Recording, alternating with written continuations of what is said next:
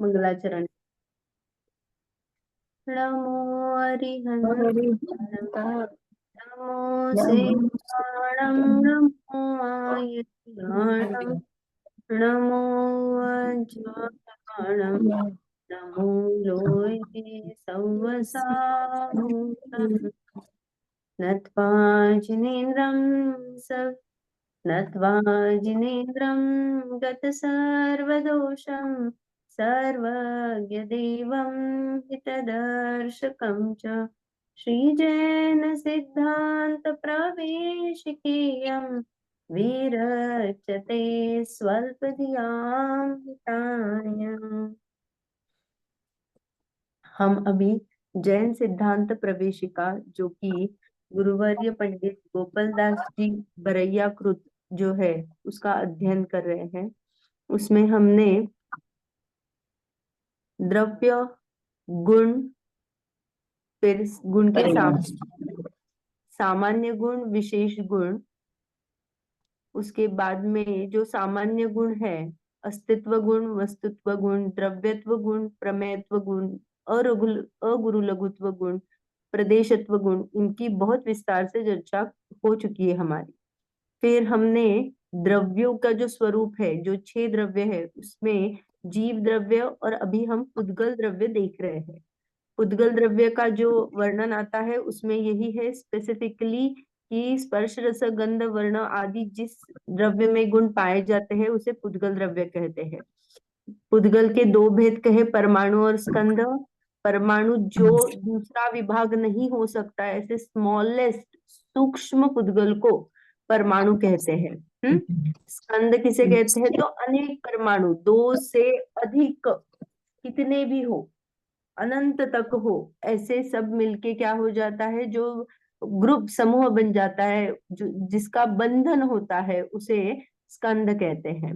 तो ये बंधन किस चीज का है? तो कहा कि अनेक वस्तुओं को एक पने की जब हम कल्पना करते हैं तब उसको क्या कहते हैं? बंध कहते हैं। फिर हमने देखा कि स्कंध के 23 भेद कहे गए हैं। उनमें से जो 5 वर्गणा है उनको क्या कहा है? जीव के साथ निमित्त नैमित्तिक संबंध होने से जीव का पहला प्रयोजन क्या है, वो हमें हर बार याद होना चाहिए। जीव का प्रयोजन सुखी होना है।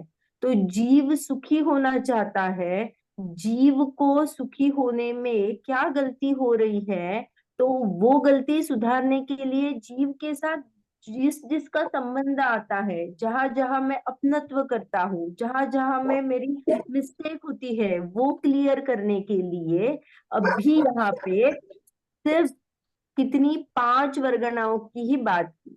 हमने ये देखा था पुद्गल का एक जो ये है क्या, स्मॉलेस्ट यूनिट का जो परमाणु है वो उसे वर्ग कहा। फिर समान अविभाज्य प्रतिच्छेद जितने हैं उनके सब की एक लाइन बना दी तो क्या हो जाएगा, उनके समूह को वर्गणा कहा। ऐसे जो वर्गणा है वो कितने जीव के साथ निमित्त नैमित्तिक संबंध में आती है? तो सिर्फ 5 आती है। आहार वर्गणा, तेजस वर्गणा, भाषा वर्गणा, मनोवर्गणा और कार्माण वर्गणा। तो ये जो आहार वर्गणा है उससे क्या होता है? उससे शरीर बनता है।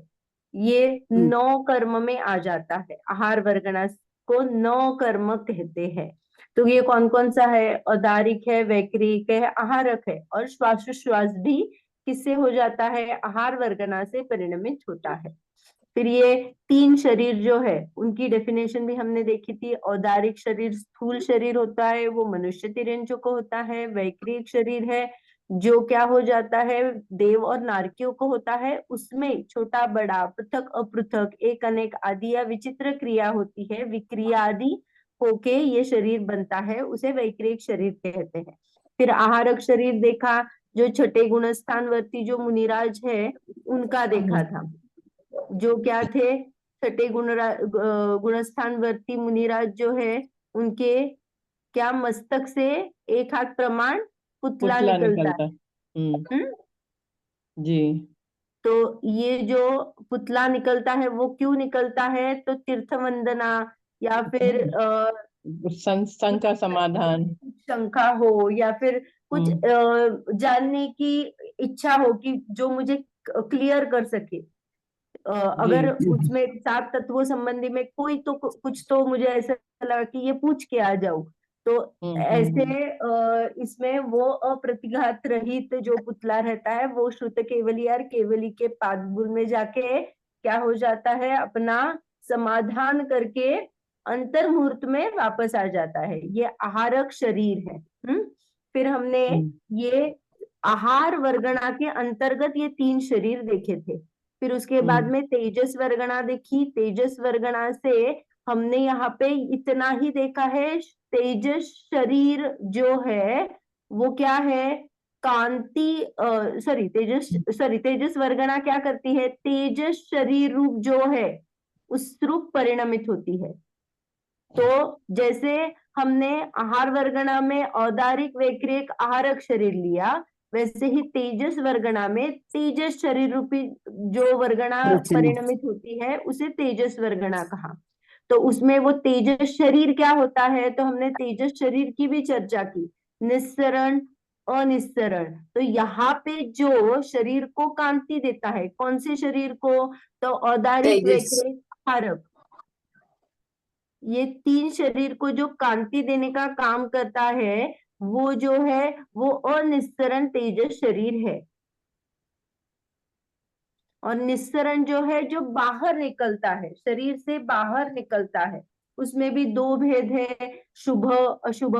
ये हम आगे एक समुद्घात का ये प्रकरण आएगा तब हम पढ़ने ही वाले हैं, उसमें है वो निस्सरण वाला। यहाँ पे जो शरीर को कांति देता है वो इस अपेक्षा से यहाँ पे लेना। जो तेजस शरीर रूप परिणमित होता है, तो तेजस शरीर रूप जो वर्गणा परिणमित होती है वो तेजस वर्गणा, वो उसका क्या कार्य है, वो शरीर को कांति देती है, इतना ही कार्य है उसका यहाँ पे। फिर हमने कौन सी दूसरी वर्गणा देखी, भाषा वर्गणा। भाषा वर्गणा क्या है, जो शब्द रूप परिणमित होती है, अपनी जो वाणी है, जो आवाज हम सुनते हैं, तो ये सब क्या है, भाषा वर्गणा का भेद है। फिर मनोवर्गणा। मनोवर्गणा में द्रव्य मन रूप जो अष्टकमल दल का जो एक हृदय स्थान पर पुद्गल की रचना है, जो कि हमारे इंद्रिय गम्य नहीं है, तो उसकी रचना में जो वर्गणाएं मदद होती है वो है मनोवर्गणाएं। और कारमान वर्गणा से क्या होता है, जो कारमान शरीर रूप परिणमित होती है, जिसमें 8 हमारे कर्म आते हैं, ज्ञानावरण दर्शनावरण आदि। तो ये हमारे ये हो गए। फिर तेजस और कारमान शरीर हमने देखा था क्या है, तो सभी संसारी जीवों को होते ही होते हैं, ऐसा नहीं हो सकता कि एक या दो कम हो जाए, तो सभी जीवों को ये शरीर होते ही है।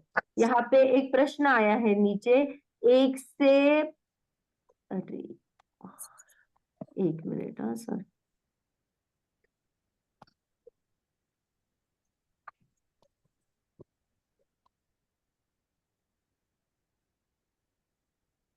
हाँ। तो यहाँ पे एक प्रश्न है नीचे कि एक जीव के एक साथ कितने शरीर हो सकते हैं। तो हमने देखा था एक जीव के एक साथ मिनिमम 2 शरीर हो सकते हैं, और जो दो या 2 चार। शरीर है वो तेजस और कारमान है। उसमें हमने देखा था कि विग्रह गति की अपेक्षा से तेजस और कारमान शरीर होते हैं। हाँ, मनुष्य और जी। तिर्यंच में जो मनुष्य और तिर्यंच को लिया तो फिर औदारिक तेजस कारमान आ तेजस। जाएगा, देवनारकी को लिया तो वैक्रिक तेजस वैक्रिक कारमान आ तेजस जाएगा। कर्म। और फिर मनुष्य को अगर रिद्धिधारी मुनिराज है छठे गुण स्थान में, तो उनको क्या हो जाएगा, आहारक शरीर बढ़ वैक्रिक। जाएगा। तो उनकी अपेक्षा, मुनि की अपेक्षा 4 शरीर मैक्सिमम हो जाते हैं, आहारक, औदारिक, तेजस, कारमान। ये हमने देखा था। हम्म अभी हमारा नेक्स्ट क्वेश्चन जो है धर्म द्रव्य है, लेकिन उससे पहले हम थोड़ा सा पिछली बार जो किया था उसका थोड़ा सा ये करेंगे। पिछली बार हमने 6 प्रकार के आहार देखे थे, मनुष्य, तिर्यंच, देव, पक्षी आदि को 6 प्रकार के आहार होते हैं, जो कि कवलाहार, मानसिक आहार, ओजस आहार, लेपाहार, कर्माहार और नौ कर्माहार। तो ये सभी को क्लियर हो गया है, क्योंकि ये लास्ट लास्ट में लिया था, इसीलिए मैं जी। अगली मैंने इसमें पूछ रही हूँ। उस टाइम में हमारा ये कंप्लीट हो गया था कि कवलाहार जो हम बाइट लेके, मनुष्य और तिर्यंच हम निवाला लेके खाते हैं, बाइट बाइट लेके खाते हैं, तो ये कवलाहार हो गया। देवों को मानसिक आहार होता है, मन में विकल्प आया और अमृत झर गया, तो ये मानसिक आहार होता है। पक्षियों को, कुछ कुछ पक्षियों जो अंडों से माने जो पक्षियों का अंडों से ये हो जाता है, तो उनको पक्षी गर्माहट पैदा करने के लिए उसे ओजाहार कहते हैं, ओजस आहार। हम्म। जो मनुष्य और तिर्यंच कुछ ना कुछ हम बहुत अगर तपती धूप में जाके आए तो हमें ऐसे लगता है कि पानी लगा दूं हाथ पे तो भी मुझे क्या लगेगा, अच्छा लगेगा। तो ठंडक। ये जो हमने सिर्फ पानी भी लगाया तो ये भी लेप आहार हो गया। हम्म। अपने स्किन पे भी कुछ भी लगाया, ऐसे नहीं कि सिर्फ खाना माने आहार है। तो ये मिक्स देखिए लगाया हम या। हाँ, माइन्यूट से माइन्यूट देखेंगे तो हम जब रात्रि भोजन त्याग और ऐसा कहते हैं तो हम सिर्फ अपना क्या करते हैं, मुंह बंद करते हैं, है ना, मुंह से कुछ नहीं लेंगे। तो अभी हमने ये जाना कि अरे मैं शरीर को भी कुछ नहीं लगाऊंगा, तो ये एक अगली स्टेप हो गई। उसके बाद में और एक स्टेप क्या है कि हम जो प्रति समय आहार वर्गणा का ग्रहण करते हैं वो भी एक आहार ही है, जो कि नो कर्म आहार है। वो हम स्टॉप नहीं कर सकते, उसमें कोई दोष भी नहीं है। दोष माने किस एंगल में, वो तो हमें विभा भी क्रिएट करता है, क्योंकि क्या है, हम अभी बंधन में है, उससे अभी हमें छुटकारा नहीं मिल जाएगा, तो वहां पे हमें पुरुषार्थ नहीं करना है, अरे नहीं मैं क्या करूंगा, कवलाहार बंद करूंगा, लेकिन नौ कर्माहार मुझे क्या करना है, बंद करना है, तो ये कभी नहीं होगा। नौ कर्माहार आहार वर्गना है जिससे हमारा शरीर टिकता है, जो प्रति समय होता है, और ये 13वें गुणस्थान तक होता है। 13वें गुणस्थान के बाद हम जब अशरीरी हो जाते हैं तो हम आहार वर्गना का ग्रहण नहीं करते हैं। फिर कर्माहार है, ये तो हमारे पुरुषार्थ पे है। अगर कर्माहार हमें क्या करना है, नहीं करना है, तो ये अपने पे डिपेंड है। और इसका पहला स्टेप हम ले चुके हैं, हम अब ये जो स्वाध्याय ज्वाइन कर रहे हैं, वस्तु व्यवस्था पढ़ रहे हैं, उससे क्या हो रहा है, हमारी कहीं ना कहीं श्रद्धा पे क्या हो रहा है, घाव पड़ रहे हैं। अरे तूने माना था ये शरीर मेरा है, वैसा नहीं है, शरीर पुद्गल का है, मैं जीव हूँ, मुझ में क्या है। तो ये जो हम पढ़ रहे हैं उससे क्या हो रहा है, धीरे धीरे धीरे अपनी श्रद्धा क्या हो रही है, सही होने में मदद हो रही है। तो उतना उतना कर्माहार क्या होगा, अपना कम स्थिति अनुभाग का होगा, तो उससे आगे भी हमें बेनिफिट मिल जाएगा, हम उसका सदुपयोग करेंगे तो ऐसे ये कर्माहार भी कब तक रहेगा, ये भी 13वें गुणस्थान में जो मुनिराज है उनको भी होता है। किस अपेक्षा से, अघाती कर्म है उस अपेक्षा से। और 14वें का काल बहुत छोटा है लेकिन वहां पे भी है, लेकिन वो तुरंत ही क्या हो जाते हैं, सिद्ध है। तो सिद्धों को कोई भी कर्माहार नहीं है, कर्म से वो निरपेक्ष है, कोई अपेक्षा से वो क्या है, कर्म के साथ बंधन में नहीं है। हम्म। तो ये हमने 6 आहार देखे थे, उसमें कुछ भी आपको क्वेश्चन है?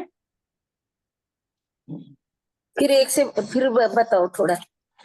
कर्मा, कौलाहार, लेपहार, मानसिक आहार। कौलाहार, मानसिक आहार, ओजस आहार, ओजस आहार। लेपाहार, कर्माहार और नौ कर्माहार, ये 6 प्रकार के आहार है। अगर मैं कहूंगी नारकी को कौन सा आहार होता है, तो ऐसा अगर देखेंगे तो उनका सिर्फ 9 कर्माहार चलता है और कर्माहार चलता है, लेकिन उनको कवलाहार नहीं है, मानसिक आहार नहीं है, लेपाहार नहीं है, क्योंकि उनका सदा ही शरीर दुर्गंधमय है, वो कुछ नहीं कर सकते उसको। और ऐसी सामग्री भी नहीं है, जैसे मैंने यहाँ पे पानी लगाया, उनको ऐसी सामग्री भी नहीं है कि जो लगाए और उनको तृप्ति मिले।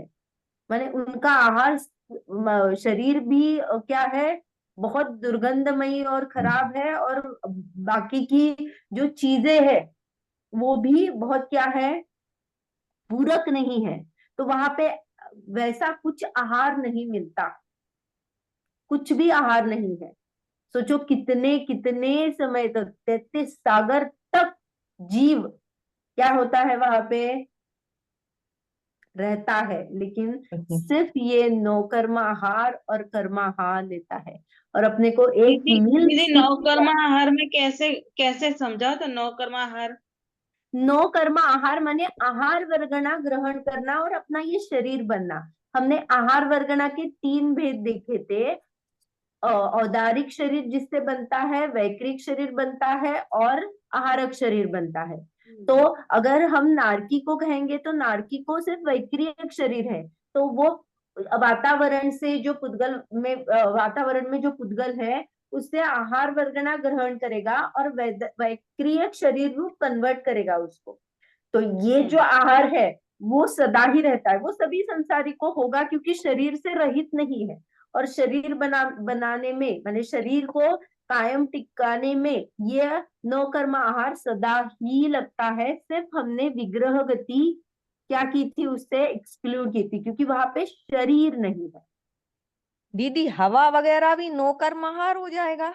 हवा हवा हवा आदि भी नौकर्मा आहार नहीं कह सकते, हम उसे लेपाहार में कभी कभी ले सकते हैं। जैसे ठंडी ठंडी हवा लेके हम फैन का जो ये करते हैं, या फिर उसमें वृद्धता आई तो हम कहेंगे। नॉर्मली एक्चुअली वो लेपाहार भी नहीं कहेंगे क्योंकि वो डायरेक्टली आप उस पे थोड़ी लगा रहे हो। पानी का कैसे हमारे पे स्पर्श हो जाता है, वहां पे स्पर्श है, लेकिन माने हमने फैन लगा के या कूलर से ठंडा ये लिया, तो आप कह सकते हो सूक्ष्मता की अपेक्षा से, स्थूल नहीं एकदम सूक्ष्म जाके। लेकिन नौ कर्म आहार में आप हवा आदि नहीं लेना, ये शरीर बनाने का रॉ मटेरियल लेना। मेरा शरीर ये जो बनता है उसका रॉ मटेरियल है, जो कि नौ कर्म आहार है। समझ में आया? ठीक। हाँ हाँ। हाँ तो आया। हाँ, तो नारकी को सिर्फ कर्म आहार और नौ कर्म आहार है, वहां पे कोई भी आहार नहीं है। तो मैं कह रही थी कि देखो अपना एक मील स्किप हो गया या एक उपवास कर लिया हमने, तो हमें लगता है कि कैसे टिकेगा मेरा ये शरीर। वहां पे 33 सागर तक क्या होता है, जीव रहता है। वो भी ये बाहर की सामग्री जो हम पुद्गल खाते हैं, जिसको हम मील कहते हैं, उसके खाए बिना ही वो वहां पे टिकता है। वो क्या है, उसकी सजा है। ऐसे कर्म बांधे हैं कि उसको वहां पे जाके दुख सहन करना पड़ता है। हम जब आप छड़ाला पढ़ोगे तो उसमें तो बहुत अच्छा वर्णन आना है, इतनी भूख जी। लगती है और कुछ नहीं मिलता है, तो वो क्या सीन है। हम्म। तीन लोक का नाज जो खाए तो पड़ बूंद कड़ा न लहाए। हाँ, पानी नहीं है, ये नहीं हम्म। है। फिर हमने जो ये देखा था कि नौ कर्म आहार विग्रह गति में नहीं होता है। तो विग्रह गति का कैसे है, ये आपने देखा है क्या? ये 3 लोक का नक्शा है। जी। तो हमने यहाँ बोला था कि ये जो विग्रह गति का जीव माने जीव जब भी विग्रह गति से कहीं दूसरी जगह पे जाता है, तब वो सिर्फ मतलब तिरछा नहीं जा सकता, हॉरिजॉन्टल और वर्टिकल जा सकता है। तो अगर मुझे यहाँ पे पैदा होना है तो मैं सीधा जाऊंगी, यहाँ पे मुझे मोड़ लेना पड़ेगा और फिर हम्म। मैं यहाँ पे सीधा जाऊंगी। हम्म। ये एक मोड़ हो गया। इसको जी। एक समय माने अगर समय की अपेक्षा करेंगे तो एक मोड़ लेने को 2 समय लगते हैं। यहाँ पे एक समय लगा और यहाँ पे 2 समय लगा। लेकिन अगर मैं यहाँ से तुरंत सिर्फ एक समय का ही है और मुझे यहीं पे पैदा होना है, तो यहाँ से मैं निकलूंगा उसी समय में। एक्चुअली ये एक समय हम ऐसा डिस्टेंस में ट्रेवल करते हैं, लेकिन जैसे स्विच है, हमारे ट्यूबलाइट का स्विच है, तो मैंने जब स्विच ऑन किया तो एक समय गया क्या, जब बंद हुआ और चालू होने में गैप थी क्या उसमें? हम्म। जैसे मैंने स्विच ऑन किया तो अंधकार का नाश हुआ और प्रकाश का उत्पाद हुआ, हाँ जी। उसमें कुछ गैप हो गया क्या? नहीं ना। तो वैसे नहीं। ही जो पहली है, तो तो ये जो हमें ऐसे डिस्टेंस में लगता है, लेकिन उसी समय वो वहां पे पैदा हो जाता है और आहार वर्गणा निरंतर चालू रहती है उसकी, क्योंकि गैप ही नहीं लगा ना उसको, कुछ समय भेद ही नहीं है। तो इसीलिए उसको सदा आहारक कहा। जो मोड़ नहीं है, तब मोड़ लेते हैं तो इसमें दीदी यहाँ पर पे तेजस भी आएगी ना साथ में, आहार के साथ में तेजस वर्गणा भी होगी ना उस वक्त।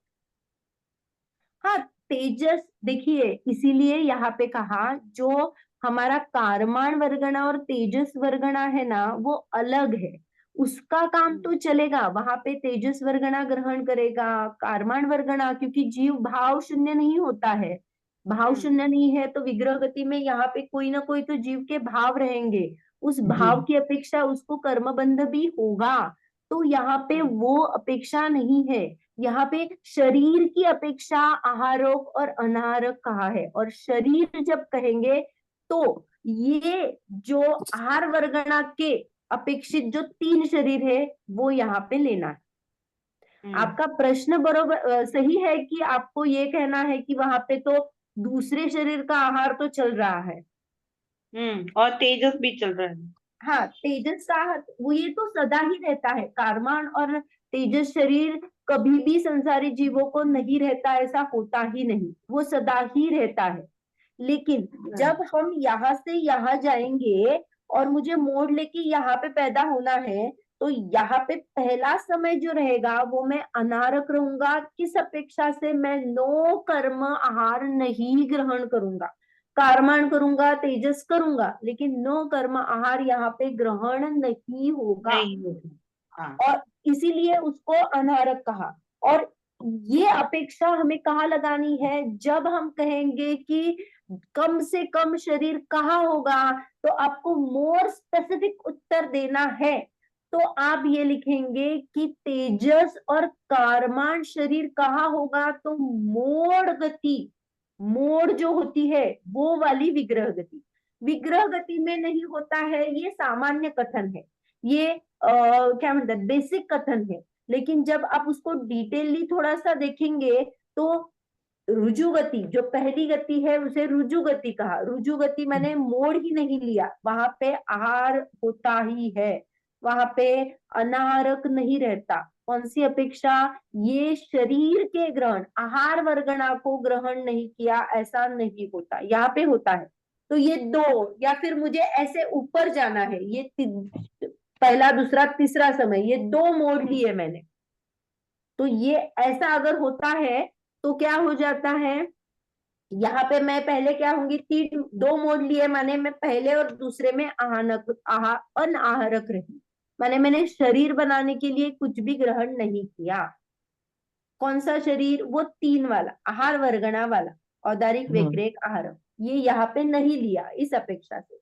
और फिर यहाँ पे तीसरे समय में मैं क्या करूंगी? आहार वर्गणा को ग्रहण करूंगी, शरीर बनाऊंगी, और फिर मेरी जर्नी चालू हो जाएगी यहाँ।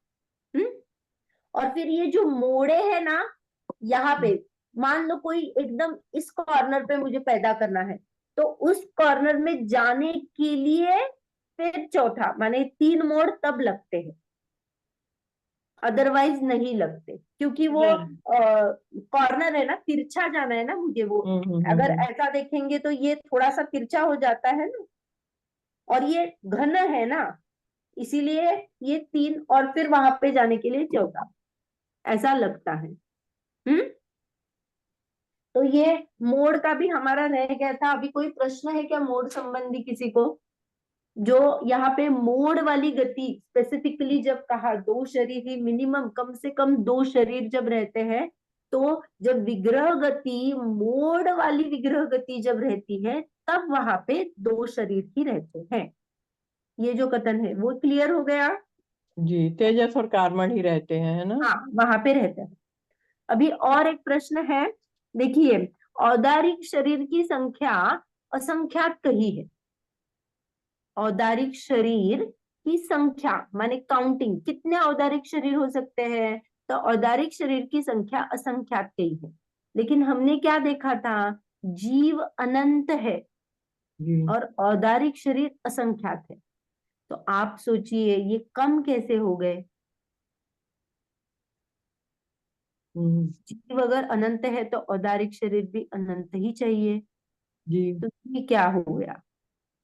तो यहाँ पे ऐसा कथन है, ये वनस्पति कायिक जो शरीर है, निगोद कहते हैं, साधारण वनस्पति कायिक जो जीव है, जो जिसकी संज्ञा निगोद आती है, तो निगोद में एक ही शरीर होता है और उसके स्वामी अनंत जीव होते हैं। तो यहाँ पे एक ही शरीर है और अनंत जीव उसमें है। इस अपेक्षा से शरीर असंख्यात होने पर भी उसमें जीव अनंत हो सकते हैं। समझा दीदी आपको? कैसे होते हैं अनंत स्वामी? ऐसा ही वहां पे क्या मिलता है, ऐसे ही फैक्ट है। ये निगोद जो है ना, ये भी बहुत सूक्ष्म कथन है। ये जो निगोद है, जब आप जीव समाज पढ़ोगे ना, तो एक्चुअली जीव कैसे कैसे है, ये स्थावर त्रस, स्थावर के भी कौन कौन से भेद है, फिर सूक्ष्म क्या है, बादर क्या है। तो बादर, हाँ। ये जो वनस्पति का एक साधारण वनस्पति का एक जीव जो प्रत्येक है, वनस्पति जो हमने, साधारण वनस्पति, हाँ, हाँ। तो वो जो निगोद है, तो उनका रचना ही ऐसी है कि उसका श्वासोच्छ्वास, उनकी आयु एक साथ ही होती है सभी जीवों की। एक ही शरीर का स्वामी अनंत जीव होते हैं, साथ में जन्मते हैं, साथ में मरते हैं, श्वासोच्छ्वास भी साथ में होता है। तो ये कैसे निमित्त नैमित्तिक संबंध है, ऐसा ही लगा। तो यहाँ पे अगर आपको ऐसा ये आ जाए, कहीं सुना, माने कहीं सुनने में आ जाए कि औदारिक शरीर तो असंख्यात है लेकिन जीव अनंत है, तो कैसे होगा? तो ये अपेक्षा है, निगोद शरीर जो है, वो शरीर तो एक ही होता है लेकिन अनंत जीव उसके स्वामी होते हैं, अनंत जीव उसमें पैदा होते हैं और वो अनंत ही रहते हैं। अनंत जीव का जन्म होता है, अनंत मरते हैं, फिर अनंत जन्मते हैं, ये चलता रहता है। ठीक है। जी। अभी एक्चुअली हमारा पुद्गल द्रव्य संबंधी किसी को प्रश्न है क्या? पुद्गल द्रव्य हमारा ऑलमोस्ट खत्म हो गया है। सिर्फ मैं अभी एक ये लेने वाली हूँ, क्या, तत्वार्थ सूत्र हमने देखा था कि हम क्या करेंगे, तत्वार्थ सूत्र से थोड़ा सा देखने वाले थे कि उसमें जो अजीव माने पुद्गल का जो कुछ कुछ विवरण आता है, या जी जी उसके जी। कौन से सूत्र है, क्या है, तो उसका जो स्पेसिफिकली उसको हम पढ़ेंगे। तो मेरे पास एक सिर्फ सूत्र का पीडीएफ है, तो वो मैं यहाँ पे शेयर कर रही हूँ, उसको हम देखेंगे सिर्फ।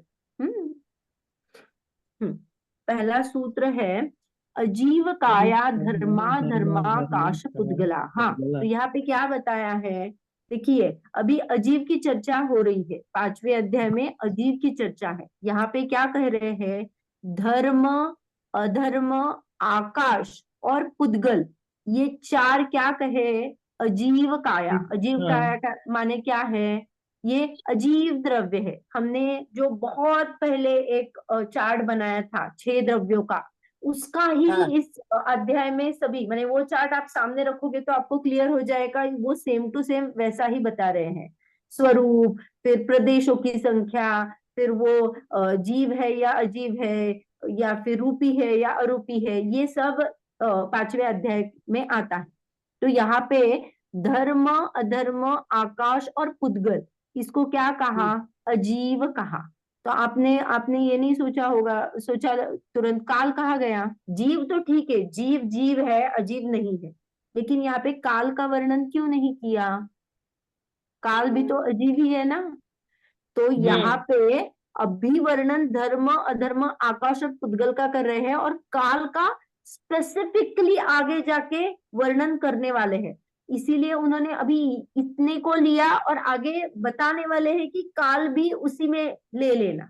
तो एक ये शैली है, जब सूत्र लिखते हैं तो कम अक्षर बताने हैं, तो ये इनका मैक्सिमम जो कुछ कुछ सिमिलर सिमिलर है, क्योंकि ये अस्तिकाय है, माने बहुप्रदेशी है, तो ये इसको एक में लिया तो मेरा काम क्या हो जाएगा, आसान हो जाएगा। काल एक प्रदेशी है तो मैं बाद में उनको कहूंगा कि बाबा ये भी वैसा ही है तो हो जाएगा मेरा काम एक छोटे सूत्र से। जब सूत्र लिखते हैं तब सूत्र में यही खासियत होती है कि बहुत कम अक्षर में बहुत कुछ माल भरा होता है। तो यहाँ पे धर्म, अधर्म, आकाश और पुद्गल को बहुप्रदेशी कहा। अजीव काय कहा, बहुप्रदेशी भी कहा, बहुप्रदेशी से अजीव कहा। फिर ये क्या कहा, द्रव्याणी। द्रव्याणी माने ये धर्म, अधर्म, आकाश और पुद्गल ये सब द्रव्य है। फिर तुरंत ही क्या कहा, जीवाश्च। तो जीव रह गया था, काल की तो बाद में बात करने वाले हैं, जीव तो हमारा हो गया ना पहले 4 अध्याय में। तो जीव का क्या हो गया, तो यहाँ पे तुरंत स्पेसिफाई किया कि जीव भी द्रव्य है। धर्म, अधर्म, आकाश, पुद्गल द्रव्य है, लेकिन जीव भी द्रव्य है। फिर चौथा सूत्र, नित्यावस्थितान्य रूपाणी।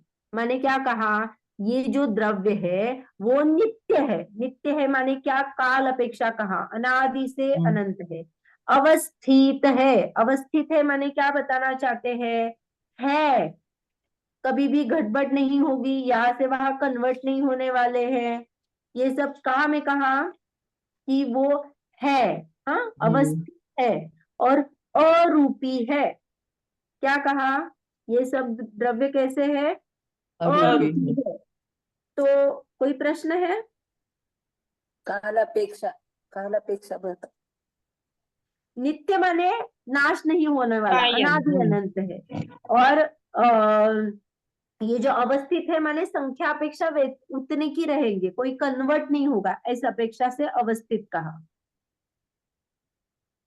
और अरूपी कहा, सही है ना जी। सर पुद्गल, एक बार पुद्गल रूपी है ना? दीदी, हाँ बोलिए। धर्म, अधर्म, आकाश और काल ये पुद्गल। बहुप्रदेशी है, पुद्गल द्रव्य है, बराबर? नहीं नहीं नहीं नहीं, देखिए पहले सूत्र से उन्होंने सिर्फ धर्म, अधर्म, आकाश और पुद्गल की चर्चा की है, 4 ही द्रव्य को लेना है। काल द्रव्य को अभी आप छोड़ ही दो, मानो कि 5 ही द्रव्य है, ऐसा ही समझ के लोगों। काल की पूरी हाफ माने ये आधा अध्याय हो जाएगा ना, तो पूरी काल की चर्चा करने वाले हैं।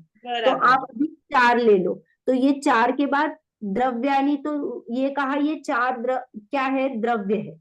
फिर जीव रह गया, जिसका वर्णन पहले हो चुका था, तो ये स्पेसिफाई किया जीव भी द्रव्य है। तो अभी क्या हो जाएगा, जीव, धर्म, अधर्म, आकाश, ये जो क्या हो गए, बहुप्रदेशी है और द्रव्य है। बहुप्रदेशी मत लेना, अजीव लेना, अजीव लेना। अजीव काया लिया, अजीव काया, अजीव काया, बहुप्रदेशी मत लेना, अजीव काया। अजीव काया माने अजीव द्रव्य है, जीव द्रव्य नहीं है।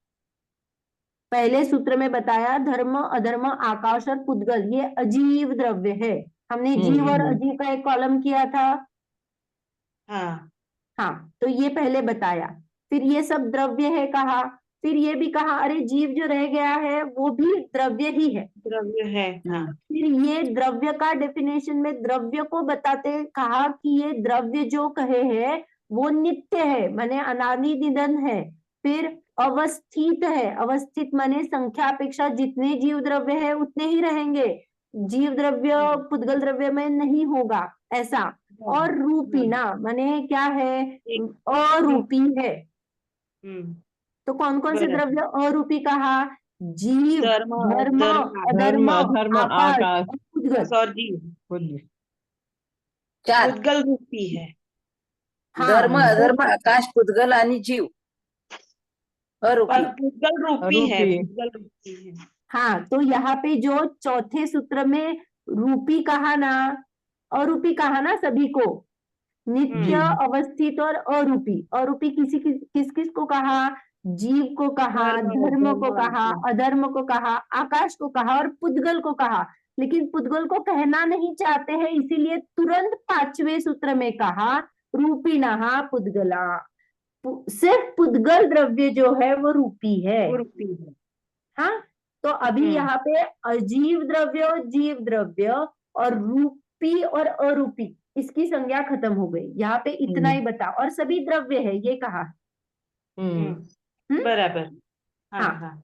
अभी जो नेक्स्ट है छठवां सूत्र, आकाशादेक द्रव्याणि, माने क्या कहा, आकाश तक, आकाश तक जो द्रव्य है वो एक एक एक है। अभी यहाँ पे ना पहले सूत्र का ये लेना, रेफरेंस लेना, तो पहले सूत्र में धर्म, अधर्म, आकाश और पुद्गल, ये 4 लिए थे। तो यहाँ पे जो शुरुआत की, तो धर्म, अधर्म तक, क्या कहा, आकाश देख, माने आकाश तक एक एक द्रव्य है, माने यहाँ पे इतना ही कहना चाहते हैं, धर्म, अधर्म और धर्म आकाश, आकाश, ये 3 जो द्रव्य है वो सिर्फ क्वांटिटी में एक है, एक द्रव्य, एक एक एक ऐसे द्रव्य है। तो अभी क्वांटिटी चालू की उन्होंने, एक में सिर्फ धर्म, अधर्म और आकाश को बता दिया कि वो एक अखंड द्रव्य है। जी।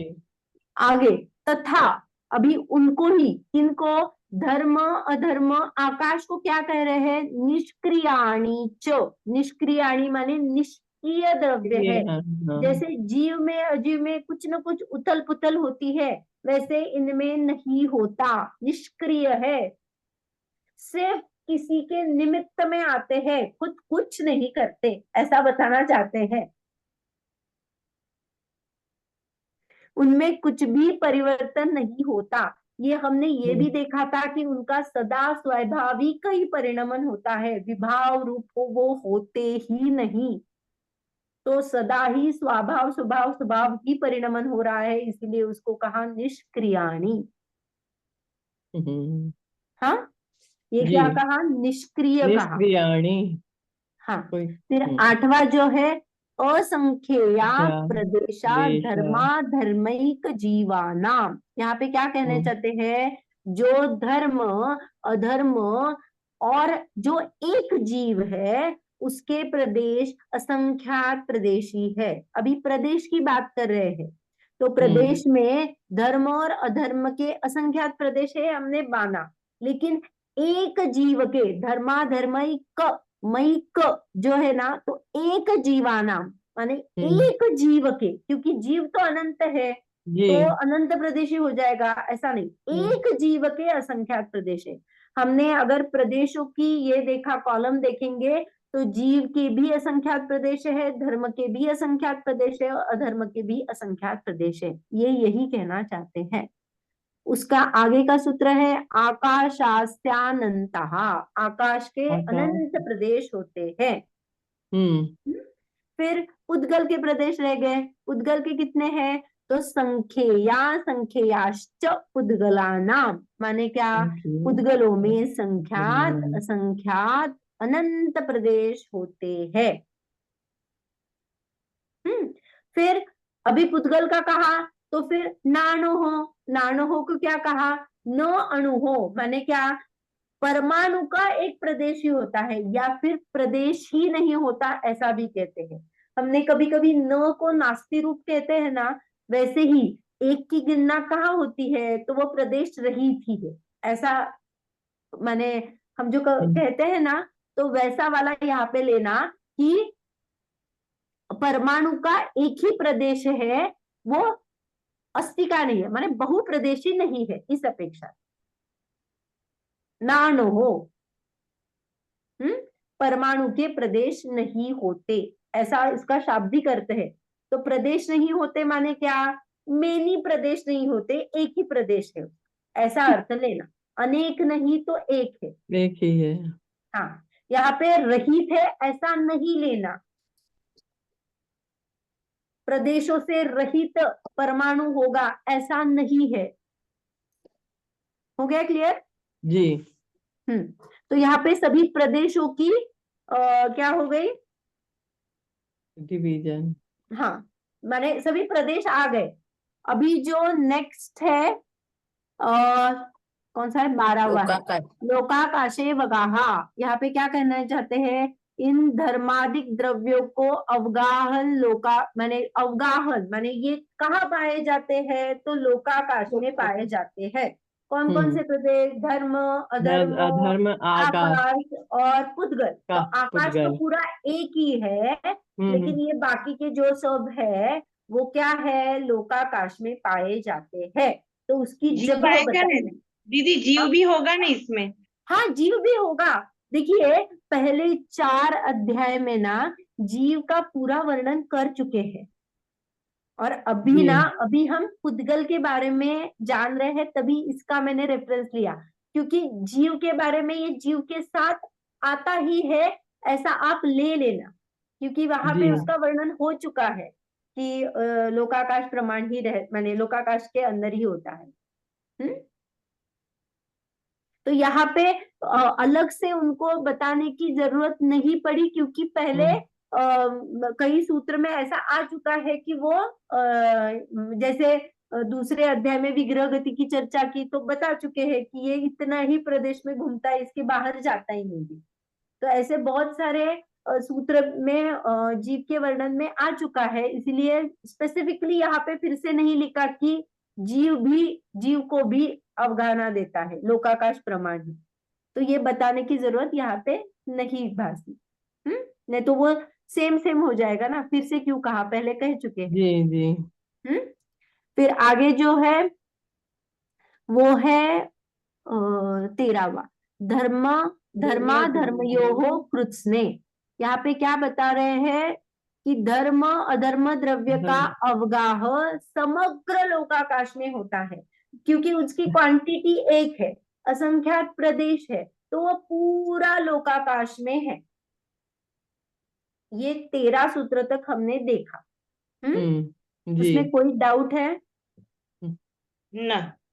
हाँ, तो अभी जो 15 से आगे है ना, वो थोड़ा सा अलग टॉपिक है, जिसमें वो उपकार बताते हैं कि हर एक द्रव्य का उपकार कैसे होता है। तो वो है, तो वो हम स्किप करेंगे, क्योंकि अपने इसमें विषय नहीं है, तो वो थोड़ा सा ज्यादा हो जाएगा। या फिर आप इतना ही ले लो, ये उपकार में क्या आ जाता है, अपना जो है ना, धर्म द्रव्य गति में उपकार करता है, अधर्म द्रव्य स्थिति में उपकार करता है, जो काल द्रव्य है वो परिणमन में उपकार करता है, आकाश द्रव्य जगह देने में, अवगाहन देने में उपकार करता है। इस हेतु में ही ये सब है। उद्गल का भी अपने पे क्या उपकार होता है, ये भी सब है, लेकिन हम उसमें अभी नहीं जाएंगे। तो यहाँ पे उपकार का जो खत्म हो जाता है वो 22 सूत्र तक है। यहाँ पे नहीं, 22 से काल द्रव्य की चर्चा आ जाती है। वर्तना परिणाम क्रिया परत्वा परत्वे च काल से, यहाँ पे काल द्रव्य की चर्चा आ जाएगी, वो हम काल द्रव्य के इसमें करेंगे, माने जब काल द्रव्य हमारा होगा ना तब करेंगे। अभी फिर से पुद्गल द्रव्य की बात आती है।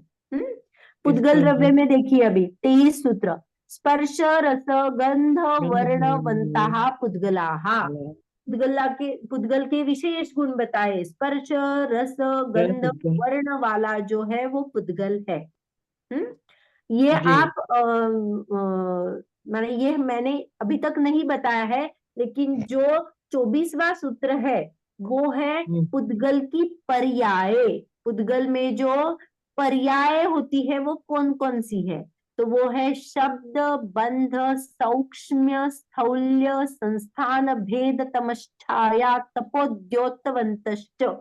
ये सूत्र है, उसमें पुद्गल की 10 पर्याय कही गई है, शब्द बंध सूक्ष्म स्थूल संघात भेद संस्थान भेद तम छाया आतप और उद्यत।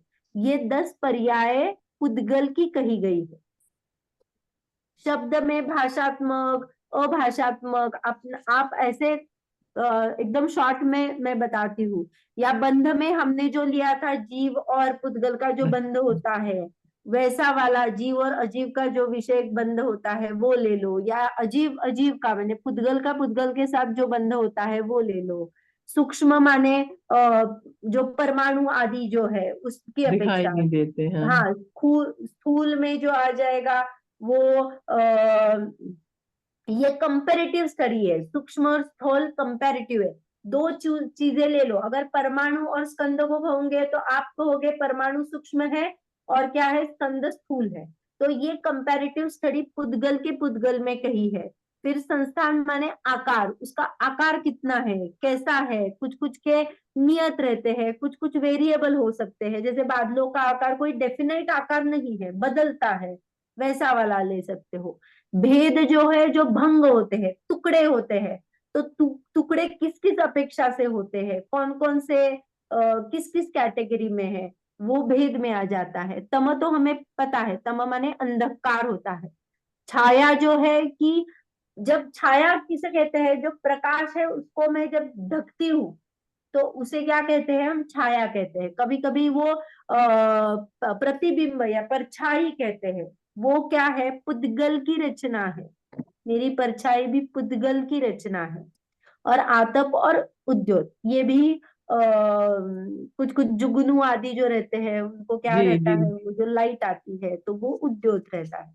तो ये सब पुद्गल की 10 पर्याय कही। हम्म। फिर आतप 25 की बार क्या होती है? हाँ, आतप आतप जो है ना, वो आतप एक्चुअली एक अलग ये है, सूर्य का बिंब रहता है, ऐसा आप अभी ले लो। माने उसका मूल तो वो ठंडा है, लेकिन उसका ये एक्चुअली जो हम अपना सूर्य जो है वो क्या है, तो देव गति के जो देव का विमान है ना, वो सूर्य है। हम्म। हाँ, तो वो सूर्य का जो बिंब होता है ना, वो उसमें आतप नाम जो कर्म है ना, वो आता है, तो उसका उष्णता, शरीर जो है। हाँ उष्णता। नहीं, हाँ, अज्वाल, प्रकाश। नहीं प्रकाश मत लेना, उसका ये लेना कि उसके शरीर में जो आतप जो है वो अलग ही क्वालिटी है। उसमें क्या होता है कि शरीर तो ठंडा रहता है, लेकिन उसकी आभा जो हम्म। आभा माने क्या और कहते हैं, ऑरा नहीं, या आभा गर्म है, या फिर रेज रेज हम्म।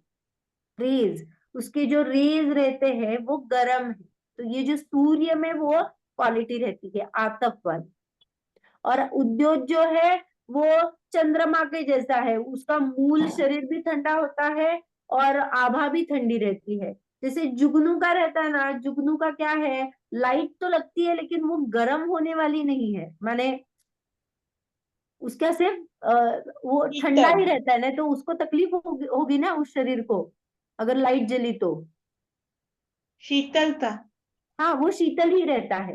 तो ये उद्योत का है, माने मूल शरीर और उसकी आभा ये दोनों शीतल है, वो उद्योत के है। और आतप में मूल शरीर तो ठंडा रहता है लेकिन उसकी आभा गर्म रहती,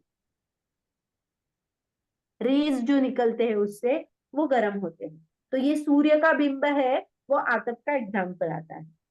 हम्म। तो हमने ये सब 10 क्या देखे, पुद्गल की पर्याय देखी।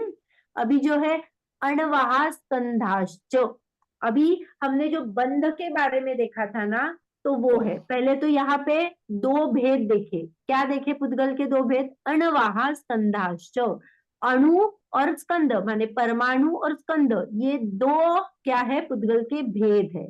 तो ये भेद कैसे होते हैं, तो भेद संघातेभ्या उत्पद्यन्ते, तो उसका भेद माने स्कंद है, तो स्कंद का क्या हो जाएगा, भेद हो जाएगा, और एक अणु बाहर निकला तो क्या होगा, भेद से अणु की अणु उत्पन्न हुआ। हाँ, या फिर स्कंद कैसे उत्पन्न हुआ, तो कुछ परमाणु आए, कुछ परमाणु छोड़ दिए, तो ऐसे मेरा स्कंद क्या हो गया, बन गया। तो ये कितने प्रकार से हो सकता है, तो यहाँ पे कहा भेद से हो सकता है, संघात से, संघात माने जुड़ना। हम्म, समझ में आया, जी। भेद से, संघात से, या फिर भेद और हम्म। संघात दोनों से, ये दोनों से क्या होता है, स्कंद बन सकते हैं। हम्म, लेकिन माने स्कंद की उत्पत्ति भेद, संघात और दोनों से हो सकती है, लेकिन अणु की भेदादणु, सिर्फ भेद से ही अणु उत्पन्न होता है, क्योंकि अणु सेपरेट है ना, एक प्रदेशी है। जब तक वो, पहले तो इंडिविजुअली रहेगा, लेकिन जब वो अगर किसी से जुड़ा, संगात हो गया, तो वो अणु नहीं रहेगा। और स्कंद बनेगा। स्कंद है, स्कंद का कुछ छूट गया, माने क्या हो गया, भेद हो गया, तब भी अणु हो जाएगा ना। तो संघात से अणु कभी भी पैदा नहीं हो सकता है, क्योंकि संघात माने मिलना, कुछ आना मेरे साथ। जी हाँ, ये समझ में आया। जी, संगात स्कंदों माने की मिलना। हाँ उत्पत्ति भेद, संघात और दोनों से हो सकती है, लेकिन अणु की उत्पत्ति सिर्फ भेद से ही हो सकती है। कोई प्रश्न है, कोई पूछ रहा था? नहीं, नहीं बराबर। भेद का मतलब क्या होता है? भेद भेद माने डिवाइड। अलग पढ़ना। डिवाइड। नहीं, भेद माने डिवाइड। जैसे जी देखिए, हमने क्या देखा था, बहुत सारे पुद्गल है, क्या होता है, कुछ कुछ आते हैं तो बंद हो जाता है उनका, हाँ, मिल जाते हैं वो, कुछ कुछ मिलते हैं, कुछ कुछ हाँ बिछुड़ते हैं। तो ये मिलना माने संघात हो गया, जी, और बिछुड़ना माने क्या हो गया, भेद हो गया। भेद। भेद। जी हाँ, जी तो जी ऐसा भी हो सकता है ना, एक स्कंद है, कुछ परमाणु आ गए, कुछ परमाणु छूट गए और परमाणु बना, माने भेद और संघात दोनों से स्कंद बना। या फिर ऐसा हो सकता है, बड़ा स्कंद है, उसका भेद हो गया, माने कुछ परमाणु छूट गए तो भी स्कंद बन गया। ऐसा भी हो सकता है, एक स्कंद है, बहुत सारे परमाणु आके उसमें चिपक गए तो और बड़ा स्कंद हो गया, तो सिर्फ संघात से भी स्कंद बन गया। तो स्कंद की उत्पत्ति में भेद संघात और भेद संघात दोनों मिलके ये भी हो सकता है, लेकिन अणु की उत्पत्ति में सिर्फ और सिर्फ भेद ही कायम रहता है, क्योंकि संघात होगा ही नहीं ना। जब भी संघात होगा, कोई आके चिपकेगा तो वो स्कंद हो जाएगा ना, अणु जी नहीं जी रहेगा। जी। जी दीदी जी। हाँ, फिर उसके बाद कहा भेद संघाताभ्याम चाक्षुषहा। ये क्या कहना चाहते हैं, भेद और संघात से चाक्षुषहा स्कंद बनता है, जो चक्षु से दिखता है ऐसा स्कंद बनता है। जो हमने 3 देखे थे ना भेद, उसमें से भेद और संघात से जो भी स्कंद बनता है वो हमें चक्षु से दिखाई देता है।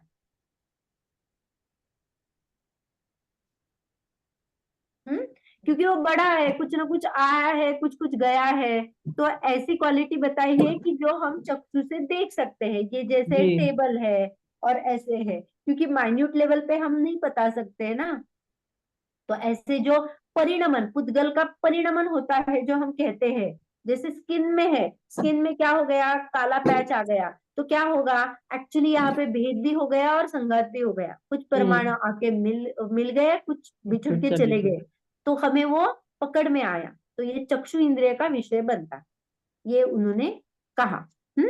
फिर अभी जो पुद्गल की चर्चा कर रहे हैं आचार्य देव, तो वो कहेंगे अरे जीव के बारे में, सुखी होने के बारे में ये भूल नहीं जाए, इसीलिए थोड़ा सा फिर सभी के इसमें उन्होंने द्रव्य का लक्षण किया। अभी पुद्गल की चर्चा खत्म हो गई, नहीं एक रह गया था, नहीं, बंध का रह गया, हाँ ठीक है, लेकिन यहाँ पे उन्होंने सद्रव्य लक्षणम, ये जो हमने पिछली बार देखा था जी ना, जी।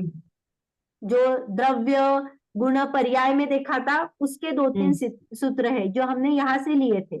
सद्रव्य द्रव्य लक्षणम, लक्षणम। क्या है, द्रव्य का लक्षण सत्य है, उत्पाद हाँ, व्यय द्रव्य युक्त द्रव्य। सत्य। हाँ, सत्य का लक्षण क्या है, जो उत्पाद है, व्यय है और व्यय द्रव्य, द्रव्यपना कायम है। तीनों में जो, तीनों के साथ जो रहता है वो सत्य है।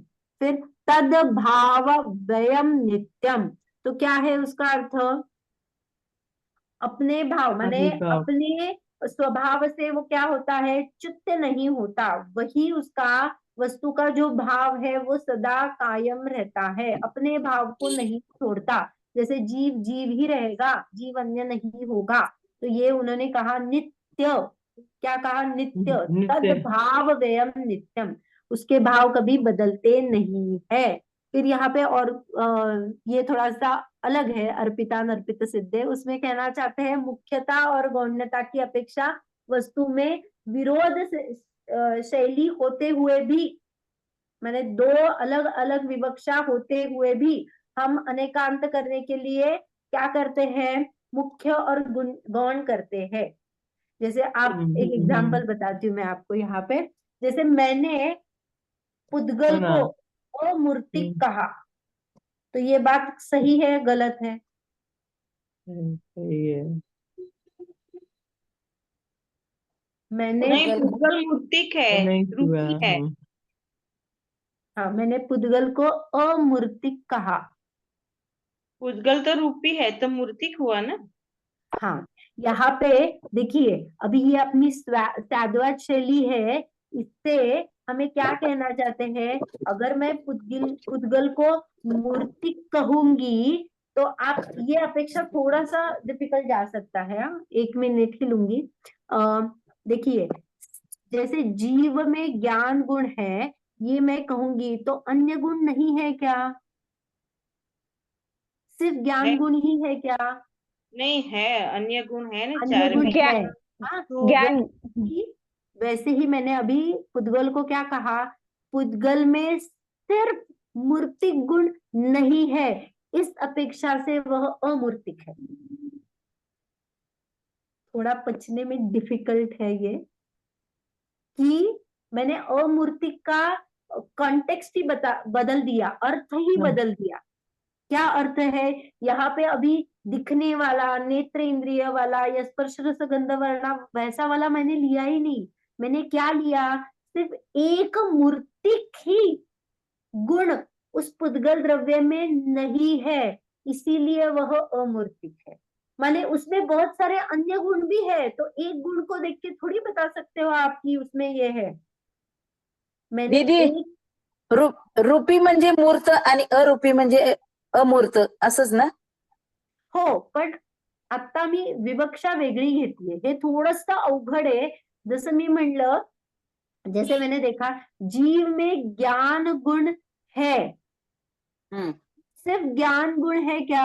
नहीं, दर्शन है, सुख है, चारित्र गुण है, ये सब है।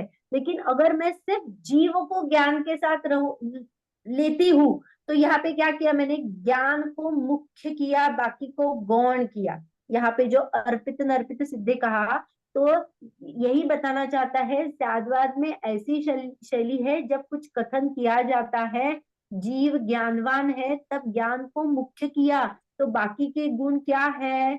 छिपे हुए हैं, गर्भित है उसमें, वो नहीं है ऐसा नहीं है। तो मैंने गर्भित है। जीव को सिर्फ ज्ञान वाला कहा, तो बाकी के गुण नहीं है क्या? तो मुझे लेना है। लेकिन अगर मैं नहीं लेती हूँ, सिर्फ मैंने जीव और ज्ञान का संबंध लिया, तो द्रव्य बनेगा क्या? ये सत्य व्यवस्था है क्या? नहीं है ना। नहीं। इसीलिए इसी अपेक्षा तो मैंने जीव ज्ञान में नहीं है। कौन सी अपेक्षा मैंने जीव को ज्ञान में नहीं कहा? कि सिर्फ ज्ञान वाला है, इसको अगर मैंने लिया। नहीं।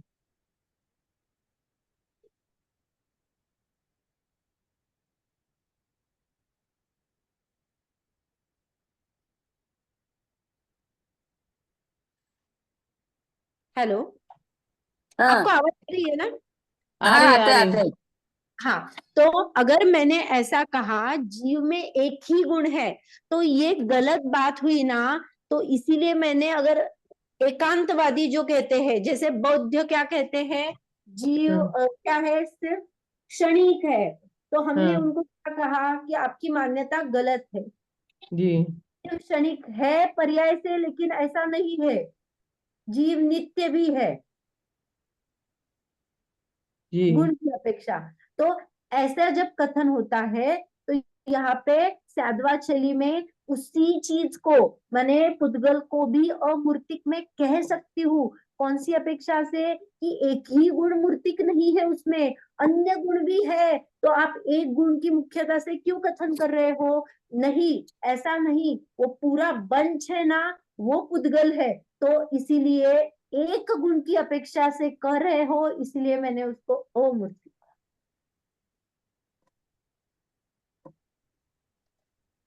समझ में आया? जी। हम्म, थोड़ा सा हाँ, डिफिकल्ट हो सकता है कि ऐसे कैसे उसको अमूर्तिक कहा, कौन सी अपेक्षा, या फिर क्यों ऐसा कहने में आता है। तो यही कथन है, सिर्फ एक की अपेक्षा से अगर हम कहने जाएंगे, तो पूरा बंच नहीं आता है, इसीलिए साधवा शैली का क्या है, जिनागम में बहुत बड़ा स्थान। जी अभी 2 ही है, 2 मिनट ज्यादा ले लूं? जी जी जी जी हाँ। जी हाँ, तो माने ये पूरा ये खत्म हो जाएगा। उसके बाद जो हाँ। 33वां सूत्र है, स्निग्ध रुक्षत्वाद बंध। हाँ, यहाँ पे क्या कहना चाहते हैं, जो हमने बंध की डेफिनेशन देखी थी, तो बंध क्यों होता है, तो स्निग्धत्व और रुक्षत्व, जो स्पर्श जी गुण के स्निग्ध और रुक्ष है, रुक्ष उससे बंध होता है। पदार्थों में स्निग्धत्व और रुक्ष से बंध होता है। तो किस किस का होता है, पुद्गल का पुद्गल के साथ हो सकता है, पुद्गल का विकारी भावों से माने जीव के साथ जब संयोग होता है तो तब होता है, और जीव का जो एक क्षेत्रावगाह शरीर है, माने शरीर का कर्म और नो कर्म का जो है, उससे भी बंध होता है। तो यहाँ पे स्पर्श गुण के कारण, स्पर्श गुण का जो स्निग्धत्व और रुक्षत्व है, उससे बंध होता है। तो यहाँ पे बंध की बात कही, फिर बंध किसका नहीं होता है वो भी बताया। न जगन्य गुणानाम, जो जघन्य गुण वाले पुद्गल जो है, जिसका एक ही संज्ञा है, हमने वैलेंसी देखा था, वैलेंसी जिसकी एक है, जैसे H2 है तो उसका बंध होगा। तो जैसे उसकी वैलेंसी सिर्फ एक है तो उसका बंध नहीं होगा। या फिर गुण साम्य सदृशानाम, जिसके साम्य है, माने मैं भी 2 की हूँ, आप भी 2 के हो, तो हमारा बंध नहीं होगा। जिसके समान बंद होते हैं उनका नहीं होगा।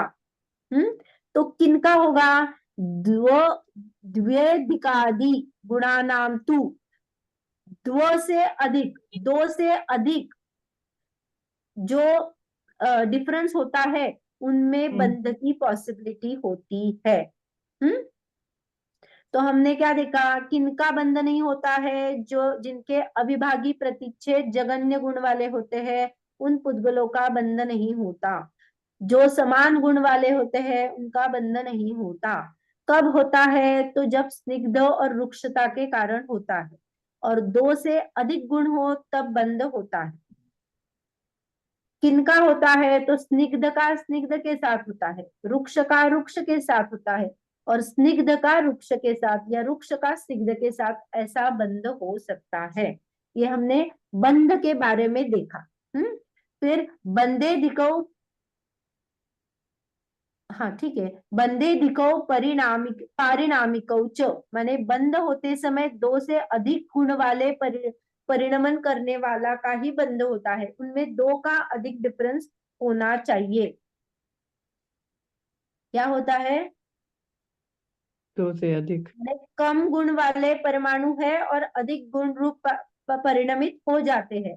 जैसे देखिए यहाँ पे ये जो अभी का जो सूत्र है, जैसे 2 है और 4 है, तो मैंने क्या किया, स्कंद बना लिया, मेरा बंद हो जाएगा, हो जाएगा, 2 का डिफरेंस है, तो क्या हो जाएगा, बंद हो गया। तो मेरी अभी वैलेंसी क्या रहेगी, 2 रहेगी क्या 4 रहेगी। तो क्या कहा, कम गुण वाले का अधिक गुण रूप वाले से हो जाता है, माने अभी मेरी पूरे स्कंद की वैलेंसी क्या हो जाएगी, 4 हो जाएगी।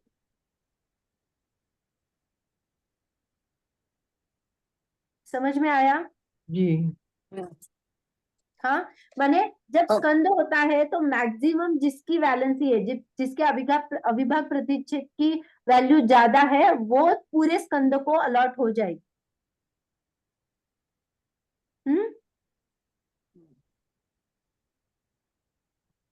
ठीक है, तो ये अभी खत्म ही हो गया। यहाँ पे गुण पर्याय वृद्ध द्रव्यम द्रव्यम कहा है, जो कि गुण और कालस्य। पर्याय वाला द्रव्य होता है। और फिर उसके बाद में कालस्य, तो काल के इस टाइम में हम उसको बाकी का जो है वो हम देखने वाले हैं।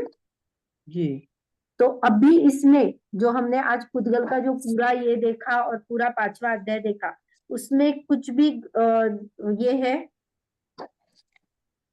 आता आपला समजा उन्हात मध्ये आपला शाडू पडतो समजा, हाँ मग तो कुणाचा समजायचा, आपला म्हणायचा, आपला म्हणायचा नाही ना?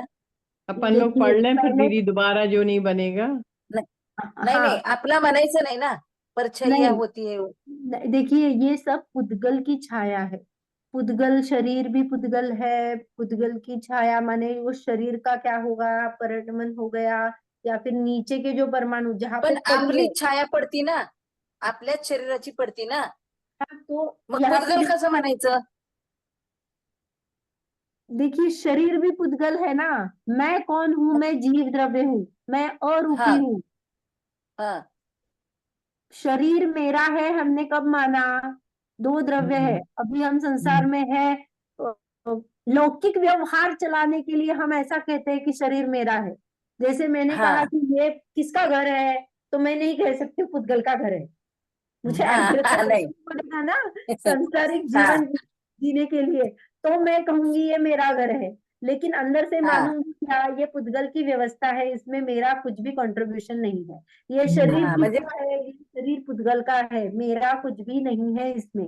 तो ये शरीर की जो छाया पड़ी, तो ये क्या है? पुद्गल का पुद्गल में परिणमन हो गया। मेरा शरीर का हाँ वैसे ही था। वो जो प्रकाश आया वो भी पुद्गल है, उसका क्या हो गया? हाँ छाया गिर गई, वो भी पुद्गल ही है। हाँ बरोबर बरोबर. ये जैसे हम नाही मिरर के सामने खड़े रहते हैं, वो क्या है? शरीर का क्या हो गया? रिफ्लेक्शन आ गया, तो ये भी जी क्या हाँ है? हाँ पुद्गल का पुद्गल का। परिणमन वो भी होता पुद्गल है। का ही जी समज. हाँ, वो हाँ आईना भी क्या है? पुद्गल ही है। जी तो ये सब पुद्गल के परिणमन के अवस्थाएं हैं, और जीव उनसे सब सदा ही भिन्न अलग है। है, जुदा है। हाँ। अभी क्या करते हैं? जिन्वानी स्तुति लेते हैं, और उसके हाँ बाद में किसी को कुछ प्रश्न है ठीक तो कर। ठीक है ठीक है. निच निधि निच में निज में बताए, बताए, उपकार है। उपकार है। इसलिए मेरी जिनवाणी वाणी माँ माँ को वंदना वंदना शत बार है, बार है।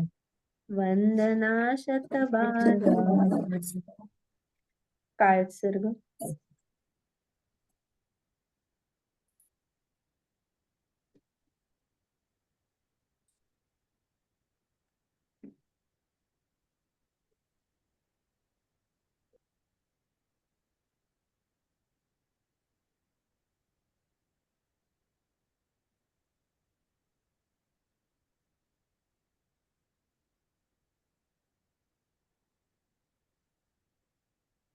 बोलिए जिनवाणी माता की जय। जय। जय हो. ये जो हमने पुद्गल का अमूर्तिक देख एंगल जो देखा ना, जो हम्म पुद्गल को मूर्तिक कहते हैं लेकिन अमूर्तिक भी कहा, वो सर्वार्थ सिद्धि में एक पहले अध्याय में 17 वाला सूत्र है, उसकी टीका में ये कहा था कि रूप आदि अनेक गुण है ना उसके अलावा, तो इसीलिए सिर्फ एक धर्म को मुख्य करके मैंने अगर उसको मूर्तिक कहा, तो मैं अन्य गुण उसमें बोले नहीं ना, इस अपेक्षा से उसको अमूर्तिक भी कहा। मुझे ठीक है. हाँ बोलने चाहिए ऐसा, माने इसीलिए कहीं पे भी जिनवाणी में क्या होता है, कोई भी कथन गलत है ऐसा नहीं कह सकते, कहीं ना कोई अपेक्षा जुड़ी ही होती है। आप अपेक्षा से कथन को करो, मुख्य गौण करो, तो ये जिनवाणी में क्या है? अलाउड है। तो ऐसे हम कर सकते हैं।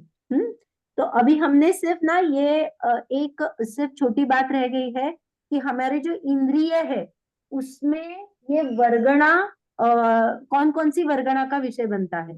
माने जैसे ये तो हम इजीली बोल सकते हैं कि भाषा वर्गणा का जो विषय है वो कर्णेंद्रिय का है, क्योंकि हम कान से भाषा सुनते हैं, देख नहीं जी सकते, चक्षु का इंद्रिय नहीं है। या फिर आहार वर्गणा जो है, जो आहार वर्गणा से ये शरीर बना, तो ये नेत्र का और स्पर्श का विषय है। हम अच्छा हम अच्छा, देख उसी सकते में हैं आ शरीर जाएगा, को। आहार परिणाम में आ जाएगा तब। हाँ, लेकिन ये जो कारमान मन और तेजस वर्गणा है ना, जी। इंद्रियों का विषय ही नहीं है, क्योंकि ये सूक्ष्म हम्म। है। हमने क्या देखा था? परम परम सूक्ष्मम। तो ये स्थूल हो गया, आहार वर्गना स्थूल हो गई। भाषा तक सिर्फ क्या हो गया था? हमारा कर्ण का विषय हो सकता है, लेकिन उसके बाद जो है वो बहुत सूक्ष्म है, जो इंद्रियों के गम्य नहीं है। तो कारमान मनोवर्गणा और तेजस वर्गणा ये इंद्रियों का विषय नहीं है।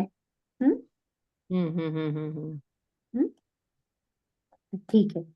आज का टॉपिक समझ में आया? अभी कल से हम धर्म द्रव्य के बारे में सुनेंगे। अभी पूरा पुद्गल का ऑलमोस्ट हो ही गया है। मैंने पुद्गल के बारे में आपके ही अगर कुछ प्रश्न है तो आप बताना, नहीं तो हमने पूरा ले लिया है।